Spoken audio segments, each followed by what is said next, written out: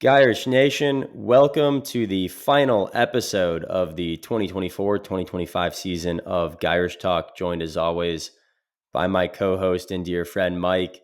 Mike, welcome back as we look ahead to the way too early season preview for the 2025 Fighting Irish campaign. How have you been here in the last, call it, I think 12 days now of recovery since the national championship? I've shifted entirely into NBA mode, which is usually what I do this time of year. I guess NBA and college basketball, to be fair, and then also getting ready for the Super Bowl. But there has been there has been some news with Notre Dame, and so we've been tracking that.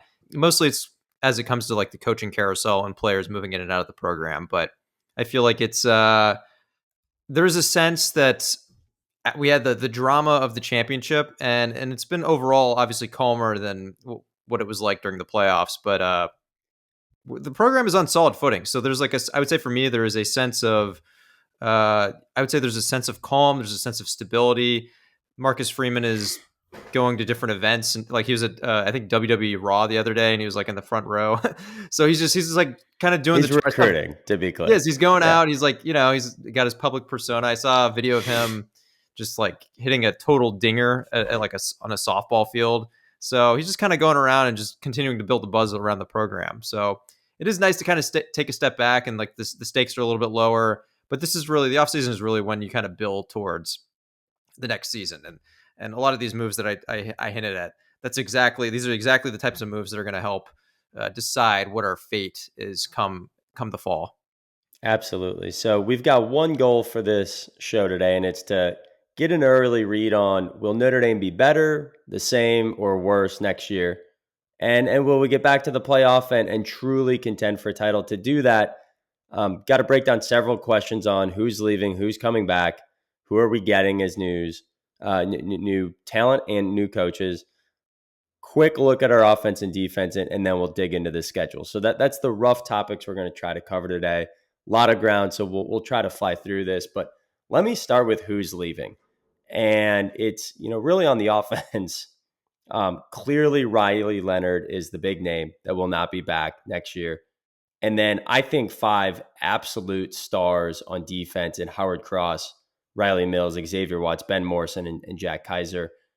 And Mike, we'll get back to what that means as we assess the overall defense, but clearly on the defensive side of the ball, there's a big void. Maybe the silver lining is we played a lot of the season and key games in the season without some of those players, namely Ben Morrison, Cross, and Riley Mills. But then when we look at the transfer portal, who else are we losing that may not be those marquee guys, but potentially some depth pieces? Yeah, exactly. So I wouldn't say we've been gutted by the transfer portal at all. I feel like Notre Dame, I feel like we have generally tended to weather, I would say, transfer portal outflows better than other programs. And generally, the transfer portal has been good to us. We've picked up pieces that have done really well for us in the program. But so far, so far, fairly limited. There hasn't been a transfer where my reaction was like, oh no, this one really stings. But it's guys who would still be meaningful contributors, even if they aren't the top of the line players in the program. So we have Jaden Thomas, Deion Colsey. So 2 receivers who I would say with Thomas, certainly someone who would be able to contribute. Probably not one of our top 3 receivers unless he took a big step in play, but someone nonetheless who would offer depth. Deion Colsey, someone who hasn't really been able to crack the rotation. And, for him, I don't even know if he would be a meaningful depth piece. So that's one where I think it's like he leaves, then we bring someone in, and hopefully the guy we bring in is an upgrade. But I would say aside from the receivers, where we've seen more departures, and this is actually an area that's gotten, I think, some maybe unfair attention, and that's been the departures on the offensive line. So it's Sam Pendleton, Pat Coogan, Rocco Spindler, and Ty Chan. And particularly Pat Coogan and Rocco Spindler got a lot of attention because they were starting for us in the national championship, and they started a number of games. So these guys, it certainly hurts depth, but we have a bunch of guys on the offensive line who were hurt this year who are going to be coming back. So interestingly, Pat Coogan and Spindler, while they were playing a lot of meaningful ball down near the end of the season and into the playoff, they actually probably would not have been starting next year. And that's not to say that these losses don't hurt, because these guys would have been critical depth. I think Pendleton, Coogan, Spindler, that's probably numbers 6 through 8 in our offensive line. Coogan and Spindler, those are guys who can start at most programs. And that's true for Pendleton as well. So it's a luxury that we had in the past where we had a really deep offensive line and one guy goes down, you have someone comes in and there's not as much of a drop off. That might not be as much the case this year. I think our starting five on the line will be great, and we'll just have to hope that we don't have as many injuries because that's really the impact here. It's just a depth. It's your ability to weather injuries as the season goes on. I think there's some takeaways in there for overall college football. Like this isn't a Notre Dame specific thing, but the positions really matter. If you're competing for playing time at wide receiver or linebacker or, various spots on the field, you can go get 20, 30 snaps a game as the backup.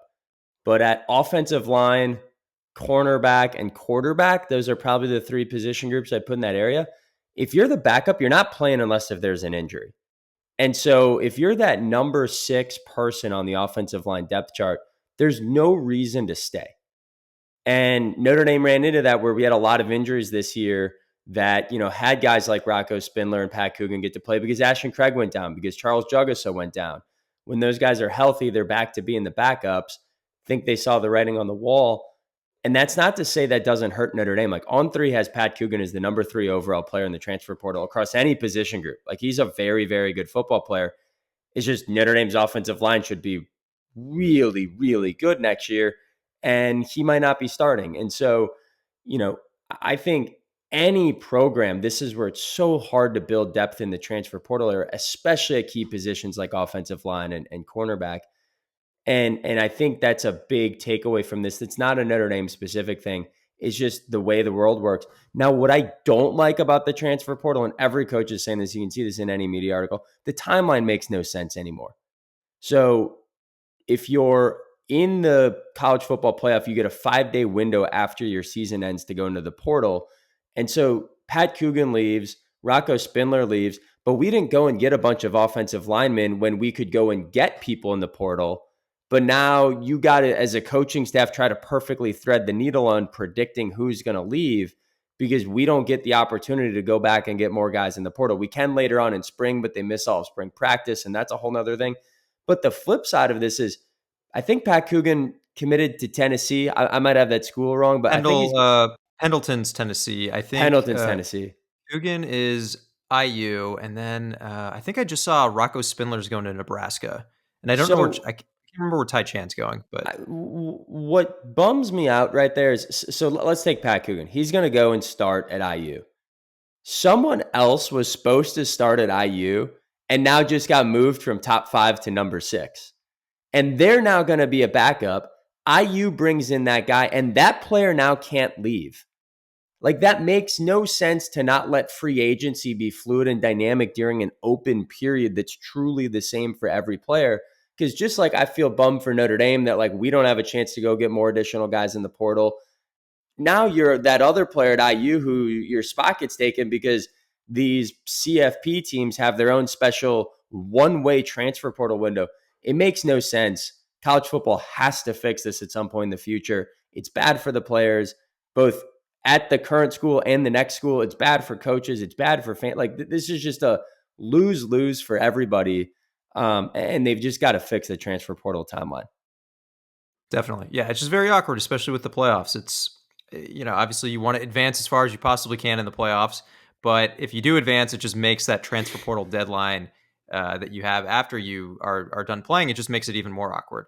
Now, I think that's a good segue into like the next point we want to make, and that's who are getting back from our roster. So we talked about the offensive line departures and how a lot of them, how they pretty much were leaving because they were great players, but they weren't going to be able to start. So the big thing is coming back from injuries, and a lot of that's on the offensive line. So it's Charles Jagasaw, who was already back by the championship and played really well, but then also Ashton Craig.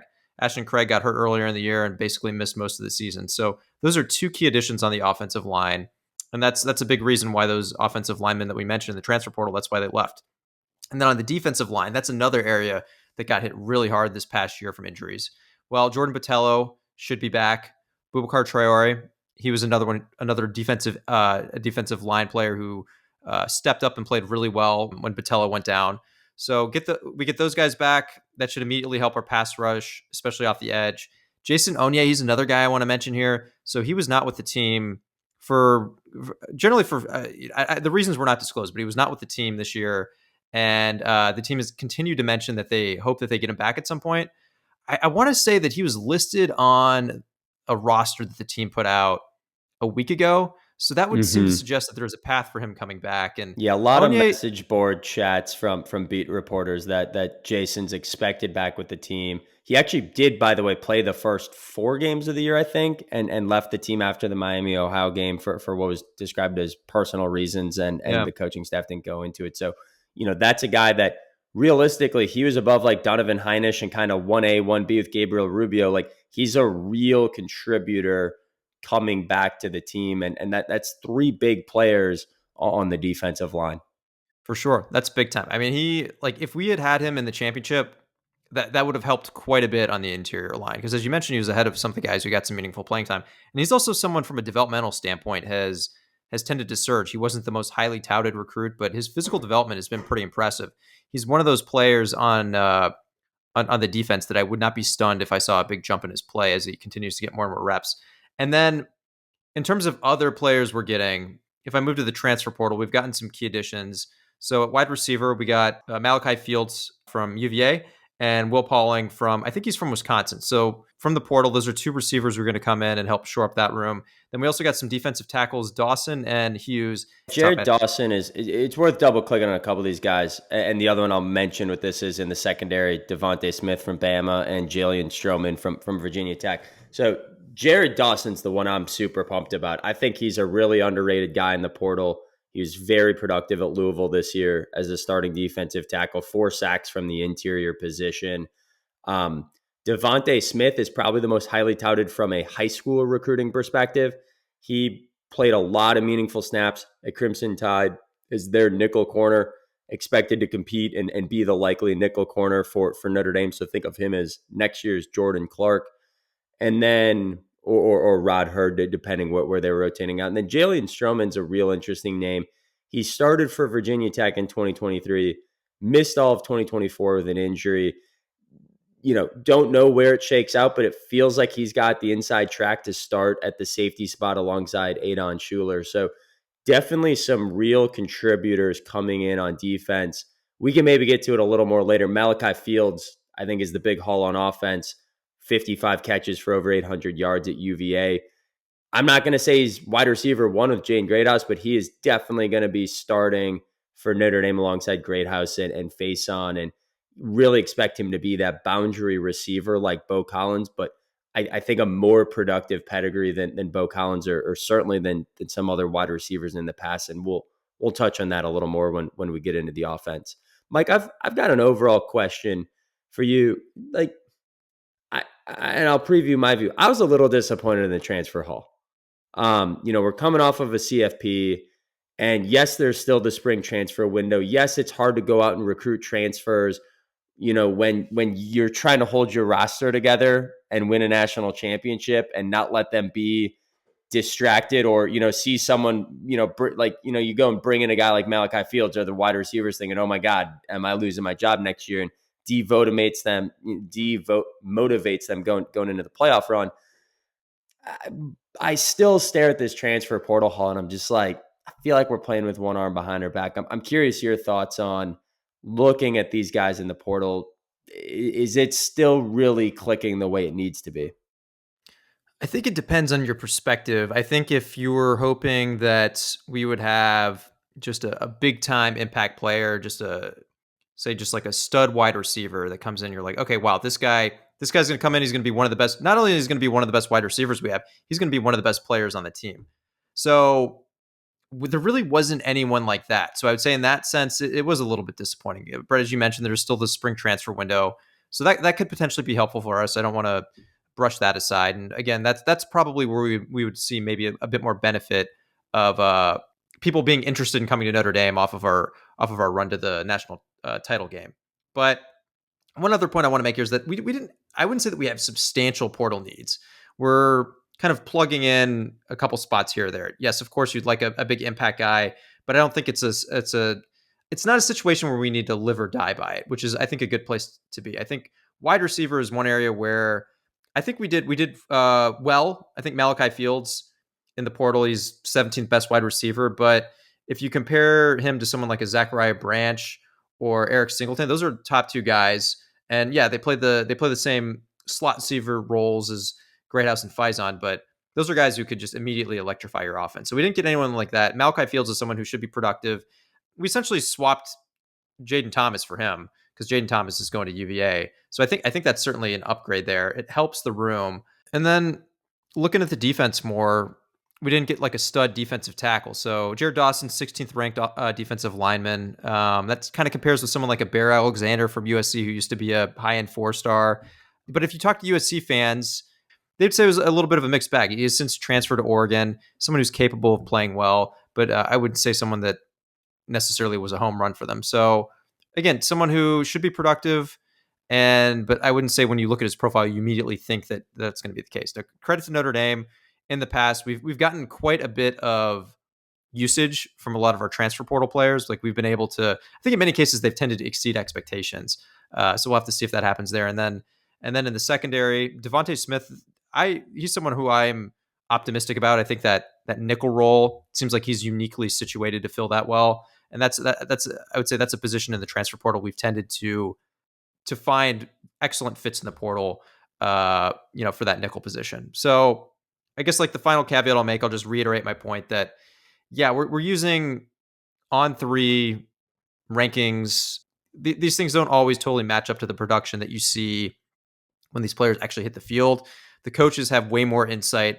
They have good college game tape that they can watch. And they're very specific things that they're looking for to see if someone's going to fit their program and fit a certain role effectively. So you don't want to overreact to some of these on three rankings. And I think that's where I kind of tend to, it's like, yeah, we didn't maybe get that big time impact defensive tackle or wide receiver, but we got some guys who should be productive. And this is where you lean on the coaching staff. And they also have a track record, as I mentioned before, of having found guys who are good fits. And I would say in many cases tend to exceed the rankings that a service like On Three has. Yeah, I think that's a really good point because a lot of these guys, there's a lot of film on Malachi Fields, but for example, Jalen Stroman's the 51st ranked safety in the transfer portal, but he was hurt all of last year. So it's like there's not even a lot of recent tape on him. And so, unlike, say, the NFL, where I think, the draft scouting has become a very well oiled machine and everyone's views are, kind of coalesce around very similar rankings. I think in this transfer portal between Power Five players, Group of Five players, FCS players, JUCO transfers, guys that were backups, guys that maybe only ever actually played in a spring game. Like if you're a 5-star at Alabama, but you never actually cracked the field, how do you evaluate them? And so I do think you can stare at the rankings and be like, how do we only get the 51st safety? How do we only get the 17th best wide receiver? But there's an element where, well, they could have been top 5 on Marcus Freeman's draft board. And so I think there's got to be a lot of trust in the scouting department, particularly based on how we've proven out. So let's dive into the offense. I think this one's pretty clear cut. The way too early view is that expectation should be that this will be better. And that's coming off of a, top 10 unit in SP plus. And Mike, for me, it's all about Jeremiah Love and Jadarian Price both being back. Love is getting Heisman consideration. I think they were already the best running back tandem in the country already. It just feels like an electric year is in store when that's your RB1 and RB2. That if that's all you had coming back, you'd feel like you got real pieces to build around. But the moment you've got a Heisman Trophy candidate, again, I get it, like might not be the favorite. That's Arch Manning. Like I get it. He's not your quarterback. But when you've got that as your headline to build around, the next thing you got to look at is offensive line. We just talked about some shakeup of guys leaving, but how do we feel about the guys coming back that are going to anchor those positions? I think expectations are high. I think if you just look at our top line starters on the offensive line, assuming they stay healthy, that should be one of the best offensive line units in the country. I don't know if they'll win the Joe Moore Award, but I feel like they are at the level where I would expect them to be finalists and certainly compete for it. And the great thing is a lot of these guys have multiple years of eligibility. So we're talking about next season, but 2 years from now, a lot of these guys are still going to be around. And that could be like, if they're really good this next year, that it's like, wow, like imagine how good they're going to be 2 years from now. So I think the point here though, is that very talented offensive line.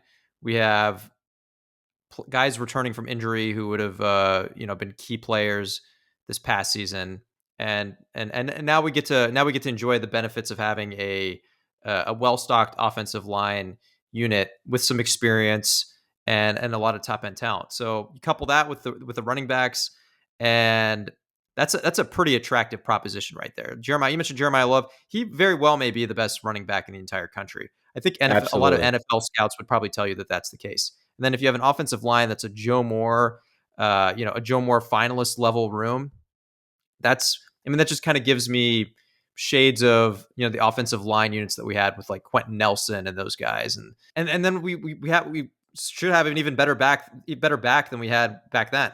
So if you just think about how good the run game was back then, you throw in someone like Jeremiah Love, that's a scary proposition for opposing defenses.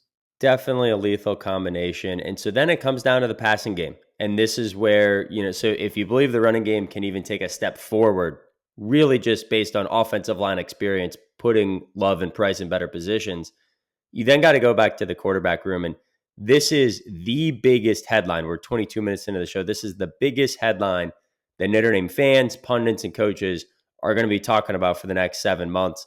So 3 of the last 4 years, it's been the grad transfer playbook with Jack Cohn, Sam Hartman, Riley Leonard. The 1 year in between, Tyler Buckner goes down with an injury. And the other thing the level set on is top 100, top 200 quarterback recruits translating into productive quarterbacks for Notre Dame has been the Achilles heel of this program, really going back to Jimmy Clausen. Since then, Phil Jerkovich, Brandon Wimbush, Dane Chris, Tyler Buckner, Gunnar Keel. The list goes on and on and on of like the top highly touted guy that's going to go save the program and be that next generational player. And it was the Achilles heel of the Brian Kelly era. So, Mike, there's now two guys. There's Steve Angeli, who looks probably closer to your Ian Book and Tommy Rees profile. He was, a top 400 recruit in his class. I think Rees and Book were both around top 500. So, he's a little more highly touted, but he's the program guy. He's backed up for a couple of years and, he's developed into a pocket passer. And then the other guy's the highly touted, near 5-star recruit, a top 100 recruit in his class in CJ Carr. I love mentioning that he is the grandson of Michigan Hall of Fame coach Lloyd Carr. That just always feels so good to say on that coup. So I'm curious, if the season starts tomorrow and you're Marcus Freeman, which one are you taking and why? And then I'll go and make the argument for the other QB. Well, CJ Carr, it's tricky because we have a very limited data set in terms of what we've seen with him. But from what I've read from a lot of beat reporters who I trust, people who are really close to the ground with the Notre Dame football program, they seem to be pretty all in on CJ Carr. So I think the sense that they get from practices they've watched when they've been able to get access, the sense that they get from when they talk to coaches, is it seems like CJ Carr is inspiring quite a bit of confidence. Now, the downside with him was that he had an injury for much of this year, so he wasn't actually able to throw the ball around and continue to develop as much during the season. He wasn't going to get reps, obviously, but it's still ideally you would have liked to have seen him get more practice throughout the season. So I think with Carr, it's whenever we have seen something, though, it's been impressive. I don't want to overreact to the blue and gold game from last year, but the guy was someone who should have been in high school still. Came out, and I thought he looked like the most impressive quarterback there. I thought the way he spun the ball, the way he went through his progressions. To me, it was the first time where we had a top end quarterback recruit, and I saw some come out, and my first reaction was like, "Oh wow, I think we got this one right. I think this guy seems like he has it." So that was my reaction. You don't want to totally overreact, but that's exactly how I felt when I was watching that.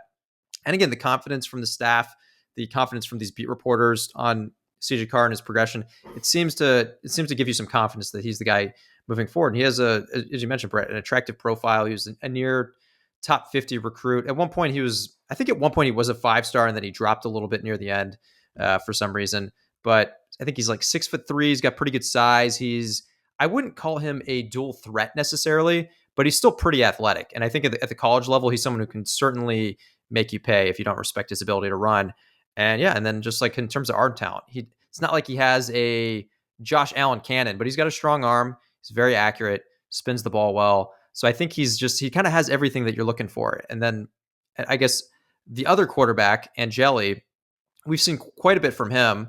And the story with him is that he's a good quarterback. He would probably start at most Power 5 programs, but he doesn't necessarily have that top end elite talent that someone like CJ Carr has. And Jelly's got some ability, but again, not a burner. I would say so CJ Carr is probably a little bit more mobile than him. And he's displayed very good touch on his throws. He goes through his progressions well. Whenever he's played for us, even against top competition, the passing game has generally picked up. So he's someone that I would say gives you a very high floor. He's someone who can play well against tough competition. I would say the one big flaw that we've talked about with him before is that he does tend to hang in the pocket a little bit too long. Sometimes he holds on the ball a little bit longer than he should. Displays, I guess, a little bit of a lack of pocket awareness that you would want. And so that's led at times to sacks, fumbles from strip sacks, poor decision making when the pressure gets to him. So that's really the one area to develop. And then in terms of his other tools, he doesn't have like necessarily those like elite traits, but someone who has a high floor. And if Angeli, if he ends up being the starter next year, I think it's like I think we're in a decent spot where he has a high floor, but I don't again it's like we might be back in more of that in book Tommy Reese territory, someone who could I think be an effective game manager and probably more than that, honestly, more than a game manager, but it's not like a Trevor Lawrence. It's not, I was going to say Deshaun Watson, but that's not a good example, but Oh, he was a great college he was a great quarterback, college right? Yeah. quarterback. Yeah, exactly. So CJ Carr gives you more of that. He gives you that potential of someone who could really, he has the potential to just single-handedly elevate the entire offense around him. So we know that Steve Angeli has completed over 70% of his passes with a 10 touchdown to 1 interception track record in Notre Dame. And I get it, a bowl game against Oregon State with a bunch of opt-outs, but also, looked really good against a Penn State defense for a series, but really went and ignited maybe the biggest win in Notre Dame's last 30 years. So if it's Angeli, you should feel really good because we got a lot of tape to say, hey, that guy can be the next one to really go and make this a two-dimensional offense. If CJ Carr beats him out, I'm not going to predict CJ Carr does that, but if he does beat out Steve Angeli for the job, Notre Dame fans should be ecstatic that it's like, wait, the guy that's completing over 70% of his throws with a 10 touchdown to 1 interception ratio just lost the job. The coaching staff then would have to, you just have to conclude that the coaching staff is obsessed with what they're seeing from CJ Carr. So this feels like a win-win for Notre Dame. The biggest thing that I'm focused on is just, the narrative of how to win these national championship games. I get it in the, RTDB, run the damn ball, but you have to be two-dimensional. You just have to be able to beat teams running the ball and passing the ball. If you go back and look at Ohio State and what they did against us, that was clearly the case.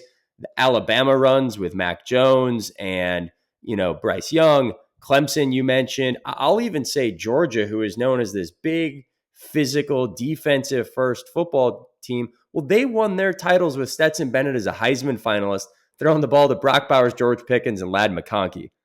Like they were explosive passing the ball. And as much as we love Riley Leonard, we didn't bring that to the table this year. We kept saying, is there going to be a game where we need to win it with Riley Leonard's arm? And will we be able to? And the answer was we got away with it all year. And then it actually showed up for the first time 16 games in against Ohio State. I thought he had an awesome passing game. And you look up at this scoreboard and like an awesome passing game for us is 250 yards. And so at some point for Notre Dame to get over the hump, I think it needs to be that next level elite passing QB. And the reason why I say it, how many times did we say this year, if Al Golden goes up against a one-dimensional offense, they're toast.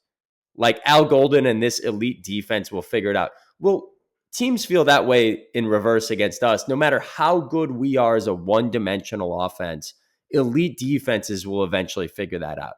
And we got, great, close, grinded out wins against Georgia and Penn State. I don't know if that's a sustainable way to win those games. Like I'd much rather win those a little more comfortably. And it certainly wasn't enough to beat Ohio State. I think that is the big next level conversation. And I don't think you need a mobile QB to unlock Jeremiah Love behind this offensive line. I do think you need an elite passing QB to unlock this offense to be able to go toe to toe and truly be contenders. I'm really excited about either Angeli or CJ Carr to do that. Mike, last position group to cover, um, wide receiver. Is Jaden Greathouse with a sample size of 2 games enough to say, yup, he is bona fide WR1?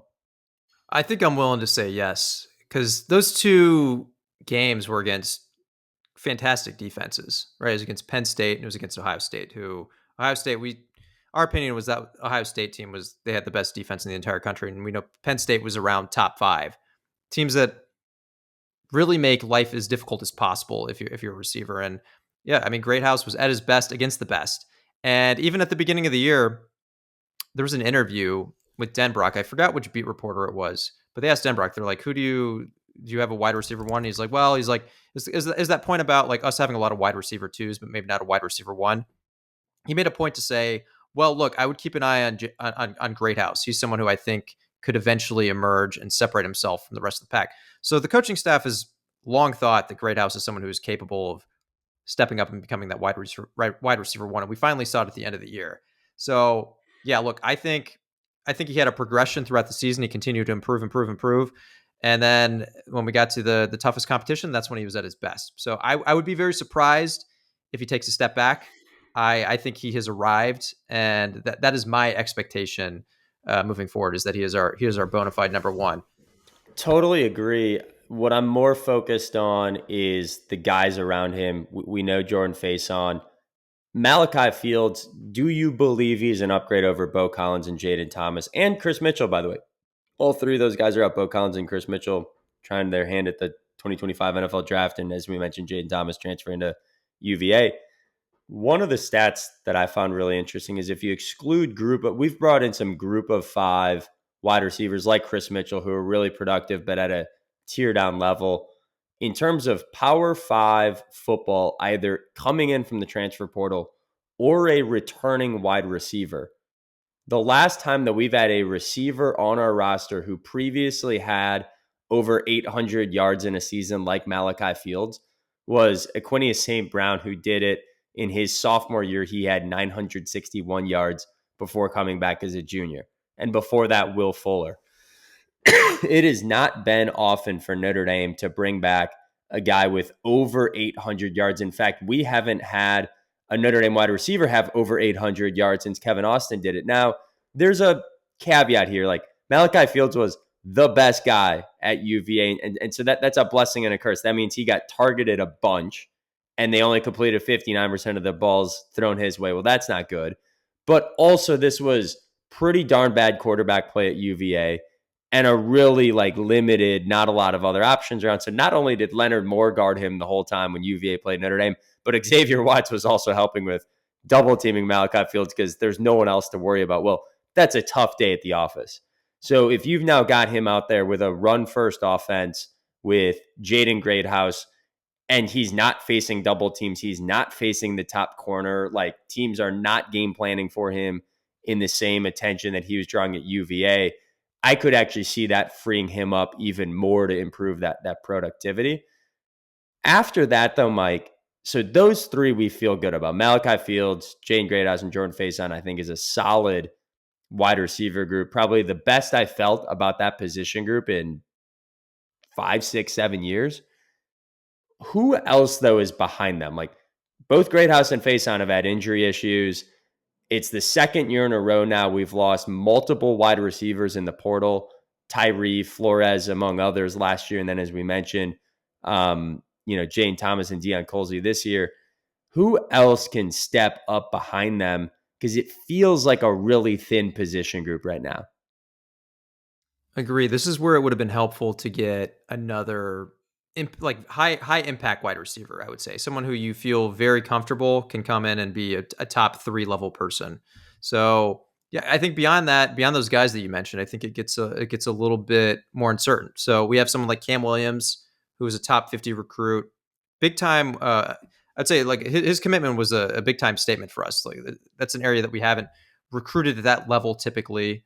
Cam Williams came in with a lot of hype, so he didn't see the field at all this past season. But if he's someone who can develop the way that we hoped that he would when he first joined the program, that's someone to keep an eye on. Micah Gilbert, another he's a top 300 guy, but apparently I think in terms of his development, I think so far has been a little bit ahead of Cam Williams. Although I don't think he has necessarily the same high end physical tools that someone like Cam Williams does. But someone to keep an eye on, someone who at times has flashed in practice, and the staff has certainly mentioned in press conferences. So those are two guys that we recruited that I think you got to keep an eye on.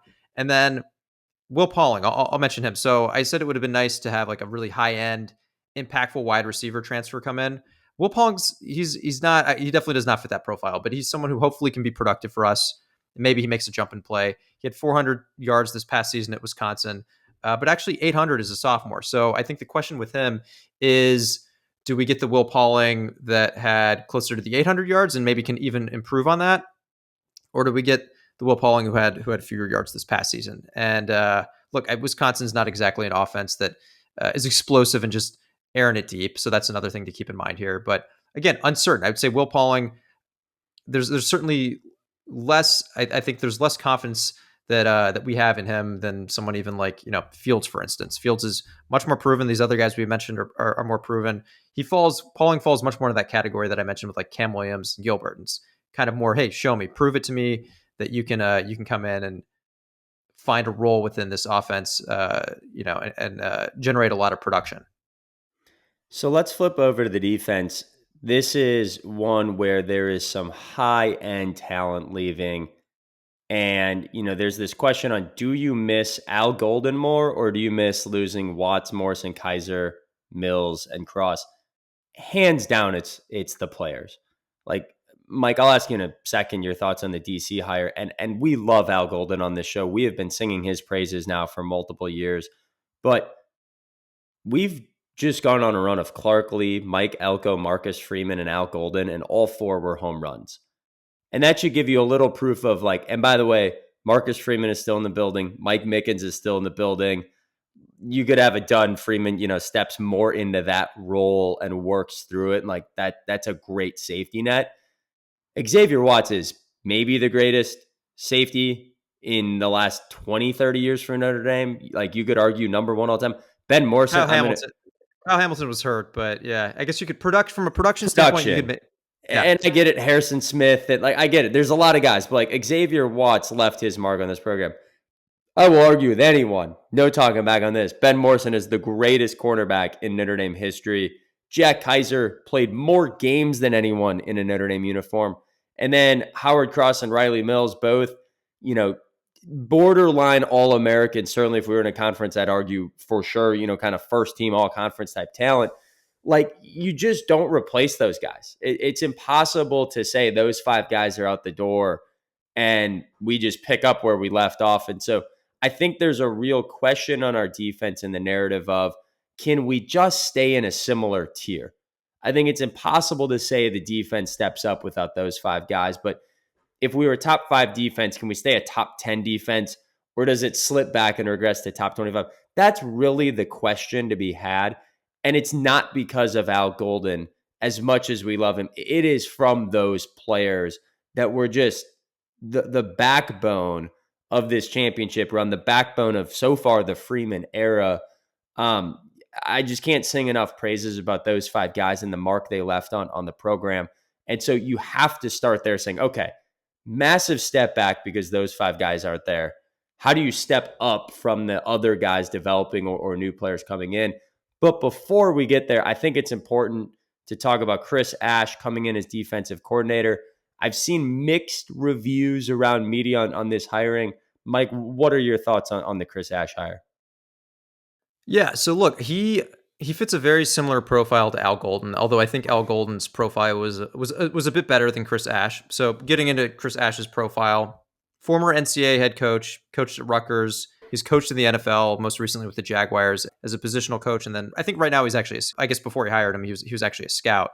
So he's someone who's been a head coach. He's been in the NFL, and he's also floated around in college football quite a bit at different teams. Most notably, he was at Ohio State when they won their national title with Urban Meyer. I think his title was co-defensive coordinator, actually, but someone who if you put any stock in Urban Meyer's opinion, and there are a lot of strong opinions about Urban Meyer. Urban Meyer is saying Chris Ash's praises. He has mentioned that he views him as one of the more important hires that he's had throughout his career. Has a ton of respect for him. So I think from a positional standpoint, from a defensive coordinator standpoint, he's someone who certainly has a lot of experience. Has certainly proven it. I think you could get a little bit nervous with what happened at Rutgers. His record was pretty abysmal, and he was fired. But Rutgers is a very, very difficult place to win at. Really, the only coach who's had success there is Shiano. And aside from that, it's been pretty much a disaster. And when he took I also over, want to I want to jump on that one too. Like everyone keeps talking about like, well, and like Chris Ash came in and ruined the program after Greg Schiano. They missed the fact that Greg Schiano left when they were still in the Big East, transitioned to the Big Ten. That was terrible for Rutgers. They lost their rivalries. They got way tougher scheduling. They had way tougher like fan attendance because no one wanted to go to all these other like Big Ten games. It's already not a supportive fan base. But then there was another coach in between. Like Kyle Flood was the coach after Greg Schiano when Rutgers was winning. And by the time Kyle Flood left, they had missed bowl games in 3 straight years and were coming off of a 4-8 season. And it was just like a total dumpster fire for Chris Ash to fix. So I get it. Like Chris Ash didn't go in there and, make his mark. But this idea that like Chris Ash, torpedoed the Rutgers program is just like not even factually correct. Like he didn't actually succeed Greg Schiano. That there's a 4-year gap there where things went really sideways for the Scarlet Knights. yeah, I think that's a great point because it's right. It's like the narrative and that was a fact that I didn't even know until you mentioned it to me previously, Brett. But I just based on the commentary, you would assume that Ash took over and just immediately tanked the Rutgers program, but that's not what happened at all. It's a completely different situation. It's not like like, as you mentioned, there was someone between him and Shiano, and I think that makes a huge difference from comparison purposes. Now, look, I think Golden, his profile, right? Like I think with Miami, he had some restrictions there when he was head coach, so that kind of like clouds, I guess, like his results there. And you could say, all right, like maybe he would have done better there if he didn't have those restrictions. He was successful as a head coach at Temple, and then he had I would say he had certainly a more successful run in the NFL. He was with a linebacker coach with the Bengals, and they made it to the Super Bowl. So Al Golden, they have similar profiles. Al Golden certainly, I would say, has a more successful profile overall, or at least he did when he was coming into Notre Dame. So it's just a similar profile. Chris Ash's is maybe not quite. I guess it depends on your perspective, though, because then he won a national title with Ohio State as a defensive coordinator. So it kind of depends. I would say overall, though, from my perspective, similar profiles. You can make a case maybe that Al Golden's profile was a little bit more successful, but I think that kind of deviates from the point that we want to make. And the point is, and you touched on this earlier, Brett, is that we have had tremendous success hiring defensive coordinators for a long time. It's been hit after hit after hit, and these guys have all gone on to bigger and better things. And in most cases, they've continued to be successful. I mean, like look at Clark Lee this past year at Vanderbilt. Mike Has had Galco, Duke to Galco, A&M. yeah, Like it's just been like the sky. Like these guys have, and then you look Al Golden, that was a defensive Marcus coordinator. Freeman has been Marcus pretty Freeman, successful after being the exactly. defensive coordinator at Notre Dame. Exactly. And then the positional coaches who are absolutely critical on the defensive side of the ball. As of right now, they're pretty much all sticking around. Mickens is a key one. It sounds like Freeman sounds like he was able to hire Ash, get an experienced guy to come in and not have Mickens run away, which is something that people were afraid of. So if you have that stability, if you have the group of coaches on the defensive side of the ball that are generally sticking together and who have done really well, I think that also gives you a little bit more certainty. And then also, Brett, as you mentioned, you have Marcus Freeman as the head coach, who's someone who just knows our defense, our defensive personnel. He knows our defense as a whole, inside and out. So I think that's really the main point here is we fit someone with a similar profile of Golden, and it seems like it's something that has fit what Marcus Freeman needs extremely well. And we have such a tremendous track record of hiring these defensive coordinators. I believe that Marcus Freeman found someone that he thinks is going to be a great fit culturally and someone who will be able to work really well with the rest of our defensive staff and personnel. I think it's worth spending a minute on Mike Mickens, who led this secondary, who's now developed Ben Morrison, Xavier Watts, Leonard Moore, Christian Gregg, Cam Hart, Adon Schuler. I mean, like the list goes on and on. He's just churning out NFL caliber players.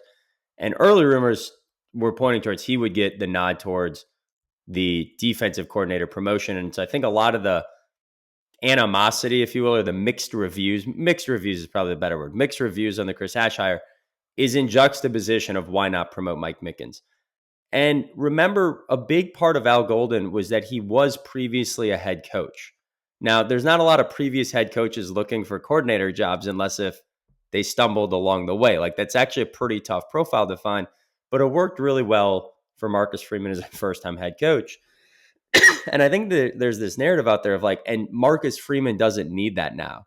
Not now that he's got 3 years under his belt. He's 39 years old with 3 years of head coaching experience. That's not experience. There's no gray hair on that like chiseled frame of Marcus Freeman. Like, he's still a young guy that is facing a bunch of things for the very first time and will continue to. So I know that's, a good reason to go out and get Chris Ash. I think it's really great self-awareness, low ego, like know who you are in Marcus Freeman. I think it's also a testament to Marcus Freeman being able to retain Mike Mickens. It sounds like this isn't now like Mike Mickens feels demotivated. It sounds like he's getting a big pay raise and they're going to figure out some sort of title. I don't know if it'll be co-defensive coordinator. I don't know if it'll be like associate head coach, but they're going to come up with a way. Like, I think, even though he always stayed Brian Kelly's defensive line coach, Mike Elston kept getting promotions, even though he wasn't defensive coordinator, as an example from 5+ years ago. I think there's going to be that element from Mike Mickens.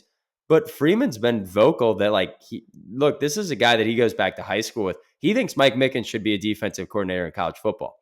So, Freeman's a huge advocate for this guy, whether or not it's at Notre Dame or not. I love seeing that for coaches that want to make their coaching staff go be successful. It's just not yet for Mike Mickens. If Chris Ash works out or doesn't work out, we're 2-3 years down the road and we're looking for another coordinator hire. I promise you that pressure on the Mike Mickens promotion discussion will be even louder, and very well deserved. But I think looking for someone with head coaching experience right now in this moment continues to make sense for where Freeman's at. Yeah, and Brett, I think one other point I want to make here in terms of how I'm assuming Marcus Freeman is thinking about this, and how he tends to lean on experiences. Well, the one big coordinator hire that he made, where he actually went with someone who didn't have as much direct experience actually running a side of the ball, was Jared Parker, and Mm-hmm. that he got burned pretty badly. Like, he would never say that because Jared Parker is a good friend of his, and that's just not Marcus Freeman's style. He would never throw someone under the bus like that. But that was a situation where he elevated a guy within his program that he had a lot of confidence in, who did actually have a little bit of offensive coordinator experience, but not much, and certainly not much play calling. And yeah, and it backfired very badly. And from that point on, it seems like he's taken a lesson that he would prefer to have someone who's very experienced leading aside, leading a side of the ball, whether it's the offense or the defense. So I think it's just, I imagine that he believes Mickens is ready. He said as much, but all else equal, he would prefer someone who's been there, done that. For sure. So let's move into the defensive personnel. Um, I think up front is where I'll cover the front seven. Maybe I'll leave the back end to you. I think the front seven has actually fewer narratives, or certainly more simple. That this is the area of the defense that, despite losing Mills and Cross, I do think there's an argument to be made that this front four and even the linebacking crew can be even better. So we mentioned Jordan Botelho, Boubacar Traore, and Jason Onye are all back, and you're bringing in Dawson, the defensive tackle from Louisville that we're pretty high on, not to mention Elijah Hughes, a defensive tackle from USC, but even leave him out for a second. You then also have Bryce Young, Junior Tuihalamaka, Josh Burnham, Gabriel Rubio, and Donovan Heinisch. I mean, that's 9, maybe 10 guys that we think are not all American talent, but like all very, very quality pieces. And I could make an argument that Boubacar Traore or Bryce Young, maybe a Josh Burnham, like there's a few guys in there that have like real pop potential to go be like the next, Howard Cross, Riley Mills, Isaiah Foskey, like the next guy that really goes and is, knocking on the door for 10 plus sack seasons. That potential is there in some of the younger guys. And I think I rattled off an 8 or 9 player rotation versus, last year we talked about a lot of high end talent, but we were a little worried about depth. That's not going to be the case in the defensive line, assuming some health. And I'd say a similar thing in linebacker. Like losing Jack Kaiser hurts for sure, but the number of guys that played big time snaps, this is where returning production of just looking at starters doesn't do this defense justice when you have Jalen Sneed, Jay Osbury, Drake Bone, Viliamu Asa, and then a name everyone should remember. I think the best recruit coming in the class that has probably more Manti Te'o vibes than Jalen Smith vibes, but like legit 5-star talent. He was highly technically not a 5-star, just outside like fringe top 50 type recruit. Madden Faraimo, I think is how you say the last name. Early offseason Malort shot if I got that wrong, but he's expected to be the type of guy that could be plug and play. So I think the front seven has so much depth coming back with like high ceiling guys that could go and pop that in the right situation. If Al Golden was coordinator, I'd say, I'm not worried about it. Like it might be a regression from last year. I don't know if it's going to be a massive step up from last year, but certainly versus the front seven that was still remaining with all the injuries we had by the time we got to the championship game, by the time Riley Mills went down, and you were without Patello, Traore, Mills, Cross. Like by that point in the season, it was like, geez, who's out there? Next year with health and depth and young guys stepping up now with real playing time, that's real potential for the front seven, maybe just not experienced and proven out. Mike, that leaves the big question on the secondary. Like, how do you fill the void of Xavier Watson, Ben Morrison? Yeah, look, I think this is the area of the defense that is a little bit more of a question mark, but not a massive question mark. We still have some returning players who are proven, but anytime you lose someone like a Xavier Watts and a Ben Morrison, that's a big impact. And look, we played a lot of this year without Ben Morrison, so we've been able to weather it already, and have seen how we've been able to do that so far. But so I think starting at corners, we have Leonard Moore and Christian Gray. So I think that's an area that we feel good about. They have another year to develop. I think behind them, depth that's where it's more of a concern. If one of those guys goes down, the big question mark is how big of a drop off is there, and also just leaning on two corners really like that as much as we might have to. I think that can be a bit of a tricky proposition over the course of an entire season. Adon Schuler, I thought he was really impressive this year. Played really well in safety, so that's another spot that we feel good about. But then the other safety spot, that's where it's a bit more of a question mark. So, a transfer from Virginia Tech who missed all of 2024 with an injury, I don't know that that's something that you want to put all of your stock in. I don't know if that's something that you necessarily would believe that's going to be someone who will slot in and play at a high level. Maybe, but I would say that's a bit uncertain. In terms of nickel, I think Devontae Smith looks like he should be a lock for the position. Someone should be natural.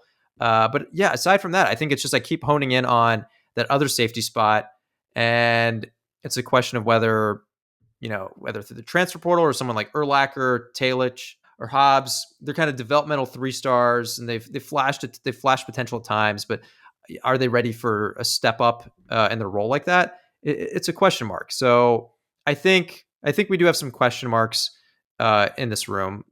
It's really, I would say, depth at corner and then the other safety spot. But it's not, by no means is this, by no means do I want to say this is a room that I think is going to like really, really damage us or anything like that, or it could be a disaster.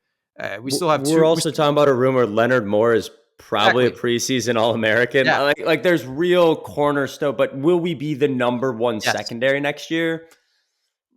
Unclear if we're going to be able to, retain that title. Exactly. Yeah. It's like we have 2 corners we feel good about. We have one that we feel really good about in Leonard Moore. We have a safety that we know has played at a high level, and then we have a nickel that we believe should be effective as well. So there are a lot of good pieces here. It's just that there are a couple. I would say there are a couple places where if you squint, you could see some. I guess I don't even want to call them a red flag, but reasons to believe that we would take a step back. But taking a step back from the number one pass defense in the country, that could still be a pretty good place to be in overall. And look, I also want to put confidence in Mike Mickens. He has continued to prove that he's been able to develop Absolutely. players in that room. So I think you also have to give him some benefit of the doubt here that he'll be able to get the most out of his players. So let's talk the schedule. Next year, if you take next year's opponents based on this year's SP plus, there's 4 top 25 matchups headlined by number 10 Miami. They were number 10 in the 2024 SP plus efficiency rankings. and 3 more teams in the 25 to 50 range. So that's 7 opponents that are top 50 in 2024 SP Plus. By context, we only played 4 top 50 teams this year. So a real step up in terms of at least the headline names, although I think there's some reason that we'll get back to here in a second why there might be some regression for some of these teams. Like if you think we've got red flags or question marks in our secondary, I think some of the other teams that on paper might have looked like really tough teams if we played them this year might be sliding back in 2025. But Mike, let's start with the real question. Notre Dame, toughest opponent on next year's schedule. Who are you most worried about? So I think the two that people keep bringing up, it's Texas A&M and it's Miami. I tend to lean towards Texas A&M. So just again, Texas A&M loaded with talent, number 10 in the talent composite. We played Connor Weidman last year, but he was highly touted, but he was replaced midway through the season with Marcel Reed, who looked like, he looked like a true freshman definitely at times, but certainly flashed some big time potential, and he's mobile, very mobile. So you have to respect him in the run game. And I think Elko, if you give Elko another year, he's proven himself as a good head coach. So I just tend to believe with that level of talent on that roster, and you give Elko another year, I think that's going to be a tough team to play. And I think this past season was disappointing for Texas A&M fans, but it's not like they were getting like run off the field or anything like that. They had a tough schedule, and they played some close games with good teams, and they're a team that is poised to take a step forward. So that's the one that I'm most worried about. We do have them at home, so that helps, but I would say this is a squad that I expect to be littered with a lot of talent throughout the roster. I completely agree. I think it's A&M despite playing them at home. And I do think there's other teams that are going to regress primarily because of star power. And then I think maybe some others because of coaching dynamics and transfer portals. Mike, let me start with 3 teams as an example that I think are just losing so much talent. It's going to be hard to imagine they're the same team they were. And I put Miami in that category. Cam Ward was a Heisman Trophy finalist for a big part of the year, was, the Heisman Trophy frontrunner until Travis Hunter and Ashton Jenny went off late in the season and Miami faded. And they bring in Carson Beck. He just had reconstructive elbow surgery after a horrific UCL injury to tore his ulnar collateral ligament in the college football playoff. He's allegedly on track to be fully clear for fall camp if he maintains his injury timeline. I mean, I think he had the equivalent of like the worst Tommy John surgery you could possibly have in baseball that keeps you out for a year. So we'll see if he really is truly healthy and back to being the Carson Beck that we saw this year. But their other problem is Miami lost their 6 top pass catchers from 2024, and they didn't really replace those guys in the transfer portal or recruiting. And it sounds like they brought in 4 transfers that they expect to be their 4 starters in the secondary. That's never a good indicator about where your, kind of just defense is if you need to bring in an entirely new unit and they're from places like, I think like Arizona. It's not like they're going out and bringing in top tier names to go and place that. So what I like best is we get them first game of the year. I get it's a road game. I get August heat, Miami humidity, but I mean, we just did that at Kyle Field in Texas A&M. Like Miami's just not going to make me nervous compared to A&M. And I get it'll be a first time, regular season starter for our quarterback. I get those things, but they are facing a tremendous amount of roster turnover relative to Notre Dame to assume day one they're set up to go and make a really big run at this thing. And by the way, ESPN has Texas A&M and Miami at preseason number 22 and number 23 in the polls for next year. So they also are expecting a regression in Miami. Similar, Boise State. They lose Ashton Genty to the NFL, Heisman Trophy finalist, best running back statistically in the country. I'll still take Jeremiah Love all day. They're definitely going to take a step back without Ashton Genty. I get it. They're bringing back their quarterback and 4 starters on the offensive line, but no way you replace what Genty was able to do for them. And Syracuse, I think, was one of the most under the radar narratives in college football. They had the number 1 passing offense in the country, led by Kyle McCord, who Notre Dame fans should know he beat us when he was the quarterback at Ohio State. Ryan Day didn't think he was good enough, went to the portal. Of course, that worked out for Ohio State. It worked out for Kyle McCord too. He threw 4,800 passing yards and 34 touchdowns, but he's graduated out. There's a lot of transfer portals leaving that school because Kyle McCord's not there anymore. So those are a few teams that if we played them this year, it's like, man, going up against Syracuse offense was challenging for anybody. Going up against Boise State was clearly challenging for anybody. Going up against Miami, like they were, a game away at the end of the season from being in the college football playoff. I expect each of those three teams to not be as good as they were in 2024 heading into next year. Mike, we talked about a couple other teams that the advanced metrics really liked them in 2024, but disappointing records and now coaches on the hot seat that might actually be manifesting being worse in 2025. Who do you think also might be in that bucket of like statistically, maybe on paper, you should be worried, but if you follow the narratives, could be falling off next year? Definitely, yeah. I mean, start with USC. This past season, they had a disappointing record, 7-6, but they were very competitive in all those games. They pretty much had Penn State down to the wire. Penn State pulled it off. Even in our game, we pulled away, obviously, but I mean, that was a close game for a while. So this is a team that was very competitive. But if you look at what's happened, I guess, to their roster, they had another big transfer portal outflow. So they had 29 and 24, and then now they have 21 and 25. And they only have 11 transferring in. So lost a lot of players, didn't bring many in. I think depth could potentially be an issue here. Jaden Maeva, he's back this year at quarterback, and look, I thought he at times against us he looked like an effective quarterback, although he did throw those two pick sixes at the end. But overall, he looked like someone who was certainly capable of running their offense effectively. And he has two of his top wide receiver targets back, although Branch transferred, and that's someone who's a very talented player for them. So I think for them, I think Lincoln Riley, his tenure there has been disappointing. They've been competitive, but the record has been disappointing. And now you're seeing players on a net basis leave the program. And I think that could manifest itself with, as I mentioned, depth. And then also just all that turnover just makes things, it's just like harder to get a team back in a position to be a well-oiled machine by the time the season's going. It's just you don't have as much continuity. So USC will be a team to watch next year. If Lincoln Riley wants to, frankly, I think he's on the hot seat. I think this is the season where it's a bit of a prove it mode.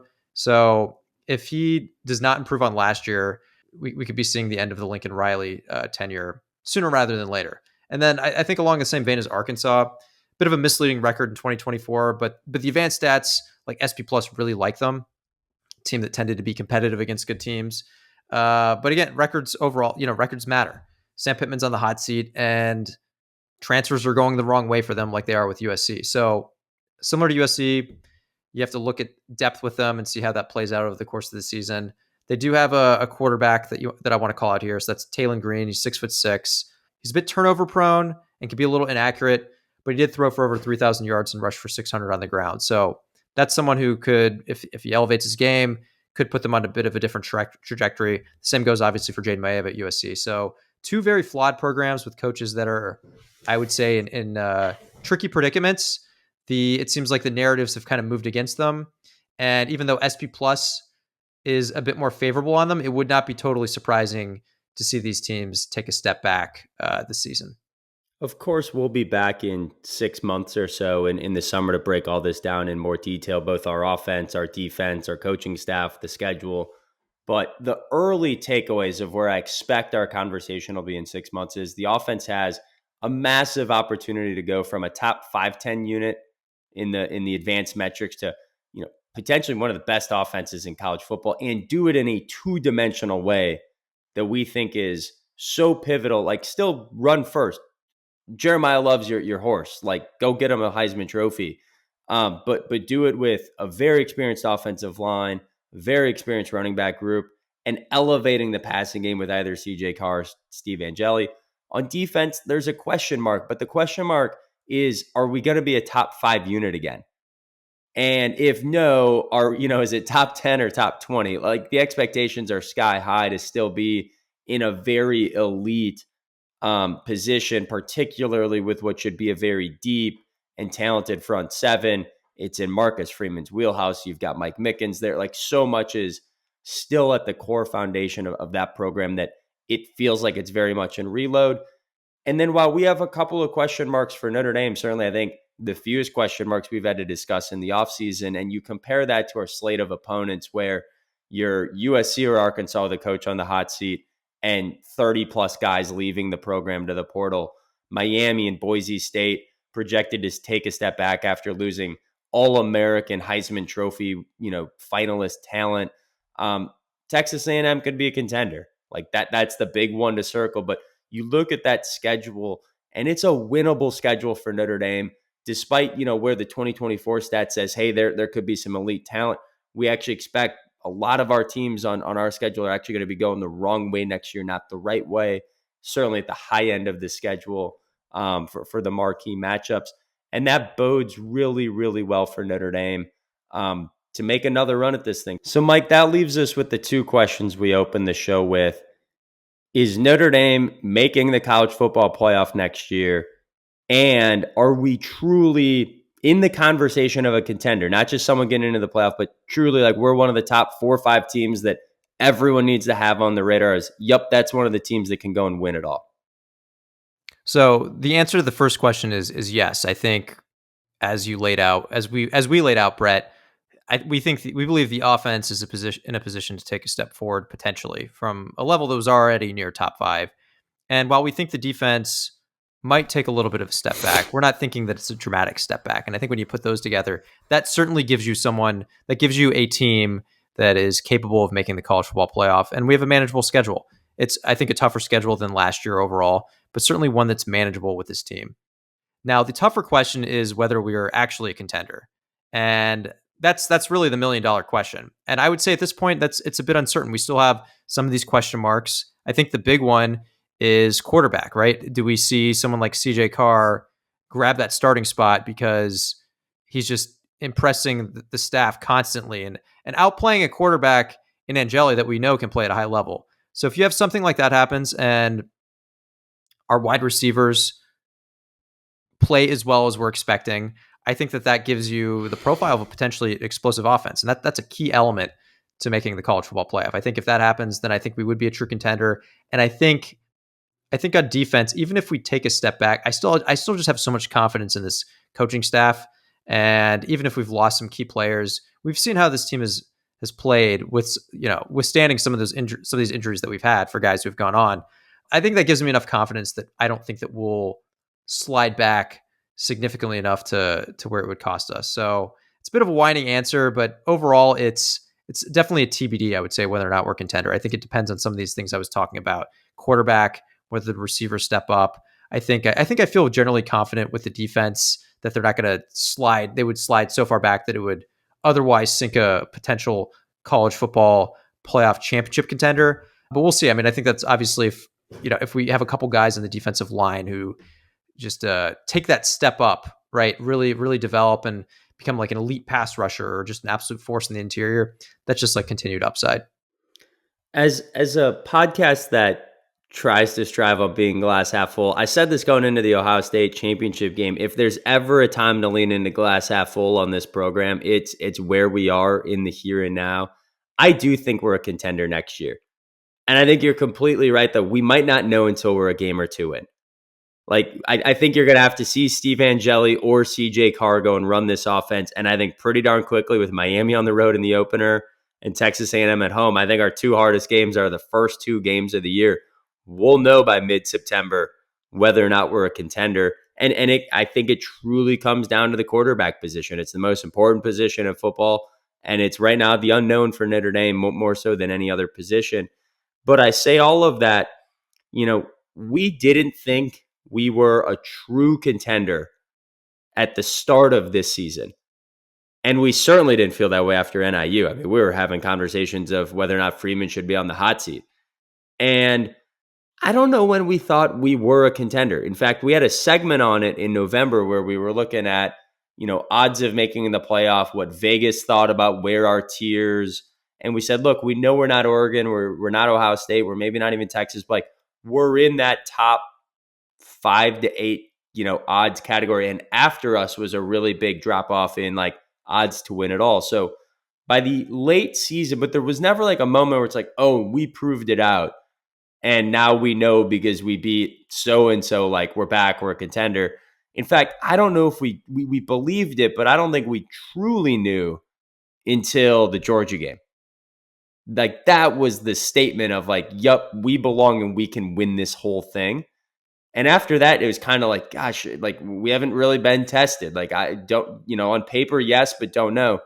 I think we have a shot to know on August 31st, certainly by September 13th in those first two games, that whether or not this team is legit, whether or not, elite quarterback play is elevating us to the next level.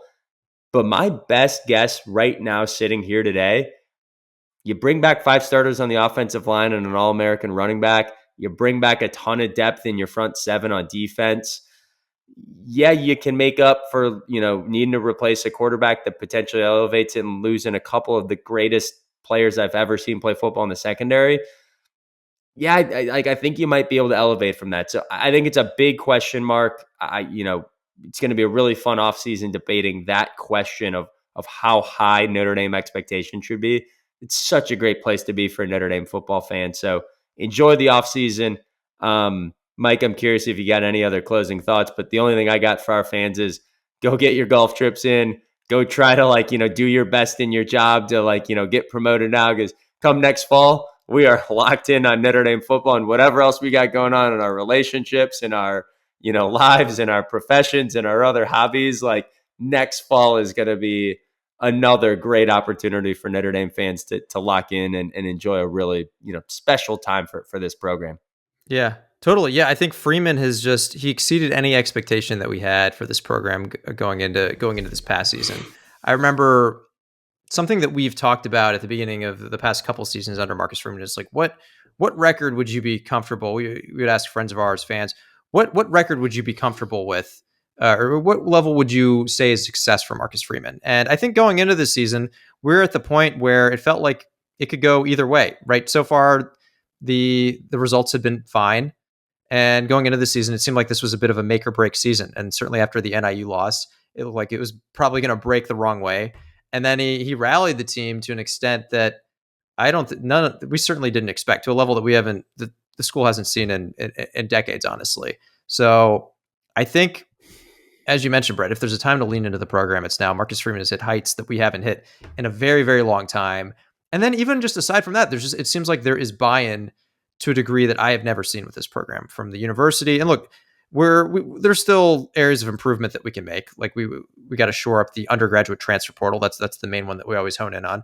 But it seems like the university and the school and the fan base and the alums, they're all embracing aspects that are required to embrace in order to succeed in this landscape, whether it's NIL, whether it's the transfer portal, or at least the aspects of the transfer portal that we can lean into, aside from the undergraduate transfer portal.